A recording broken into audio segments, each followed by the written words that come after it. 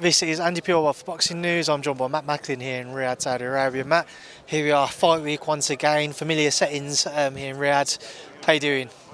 Yeah, good. Glad to be here. Excited for the fights. I might even be more excited for this one than the first one. And we were all excited for the first one because two undefeated fighters. The fight we talked about had been put back. It was undisputed, the first of the four belt era in the heavyweight division. So, like, expectations were high, excitement was high. I think it exceeded those. So I think this time we've hit the ground and everyone's buzzing for this. So close to Christmas as well. It's the last show of the year. You throw all that into the mix, and you've got the excitement levels are high. Matt, you know yourself, during these big fight weeks, everybody likes to look for something to pick on, if there's something to give away how each fighter's feeling. So far, people talk about Tyson's mood. Maybe he's been a bit short with the media. His time with Sky, that you had yesterday, that is, what did you make of it? He wasn't short. He was, but he was to the point. Do you know what I mean? He was to the point. He was very matter of fact. I think he's more. Probably, is he more fired up? Probably. Well, look, I think he is because he's coming off a loss, isn't he? So he's, I can tell you now from a fighter's point of view, you're hurting after a loss. Do you know what I mean? And you don't really, that hurt doesn't fully go away till you get the next win, and that's how I kind of see it with him. He's, he's not. I don't think his confidence has been knocked. I think he just thinks, look, I got beaten. It was a very close fight. I could have got it. Could have gone either way. I've just got to do the same this time, but a little bit better.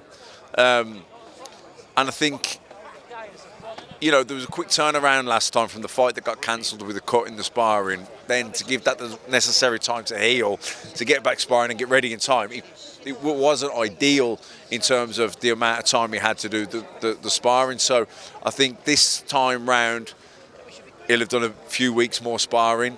I think he definitely feels that's a benefit, and it's one of them, isn't it? He's. I think Fury will be better, but I also think that Usyk could be better.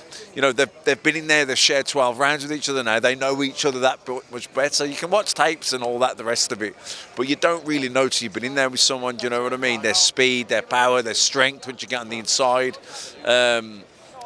Fascinating fight, and I'm really, really pumped for it now. Do you think Tyson becomes frustrated by the fact he can't get into the head of Alexander Usyk, unlike his past opponents? I think possibly last time round. I don't think so this time. I just think it's like, all right, that's not a thing now. He's the master at that, isn't he? Really, but you can't. And look, I suppose from Usyk's point of view, the best way to win that game is not to play it. Do you know what I mean? And he just kind of turns it, doesn't he? Rolls reverse. But no, I think there's more just a matter of fact that that's not somewhere that it's just not on the table. Tyson's made a point during his interviews in the entire build-up to this rematch that his rematches always end up with one way, a knockout. Do you see that outcome on Saturday night? I don't know. No, probably not. I think it's a points win either way. I think that these two are so skilled, so clever that either or both could be hurt in the fight. But I think neither are sort of Mike Tyson finishers. Do you know what I mean? They're not like stone cold finishers or one punch knockout merchants. They kind of beat you up, break you down, they can stop you that way. But I think both of them are so good defensively as well that if they do get hurt, because they both got hurt in the first fight, but they know how to weather the storm and come out of it. Do you know what I mean? So if someone said to me, how do you think the fight's going to go? I would imagine whichever way it goes, I think it'll be points. And I think it'll be close. I wouldn't be surprised if it's a split decision. Do you think it'll be closer than the first fight? As close. I could see it being as close. There's been a lot of talk about what next for either man. Obviously, on the back of whoever was to win this fight, they'd be seen as the number one in the division. Where do you see the loser going, though? Say if Tyson was to lose again, do you think he continues to think he pursues what's been spoken about, the Anthony Joshua Anthony Joshua fight rather, or do you think it might be the end of the road for him? It's difficult to say because you're trying to like project into the future how someone's going to feel if they, do you know what I mean? And like to lose 2 back-to-back fights, again, it depends on the manner of the defeat. You know, if he loses another split decision, is it controversial? Do you know what I mean? It's hard to say. I don't know. If Fury wins, would you rather see the trilogy or an Anthony Joshua fight?